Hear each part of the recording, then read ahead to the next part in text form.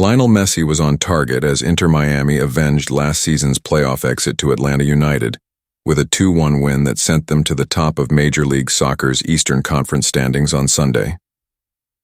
Lionel Messi was on target as Inter Miami avenged last season's playoff exit to Atlanta United with a 2-1 win that sent them to the top of Major League Soccer's Eastern Conference standings on Sunday. Veteran Haiti international Fafa Picault headed in the winning goal in the 89th minute to give Miami a precious victory that extended their unbeaten start to the season.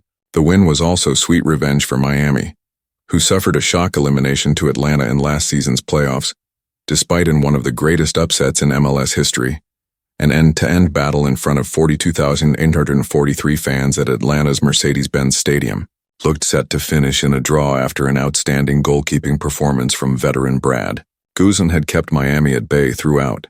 But Miami snatched victory at the death when the 34-year-old Picault was picked out by an inviting cross from former Barcelona star Jordi Alba. Picault leapt high and nodded a downward header back across, the goal which beat the despairing dive of Guzan to creep in at the far post. Earlier, Atlanta had picked up where they left last season, rocking Miami with an 11th-minute goal from Ivory Coast international Emmanuel Latte-Lath. The goal came after Brooks Lennon latched onto a deep pass from Miguel Almiron down the right flank, took a touch and crossed for Latte-Lath, whose header looped into the net. But Miami didn't have long to wait for the leveler, Messi punishing some slack defending by Atlanta to equalize on 20 minutes. Bartosz Sils was caught in possession on the edge of the area by Messi, who darted in to nick the ball off the Polish midfielder's toes before jinking past Derek Williams and then dinking a lovely finish over Guzan.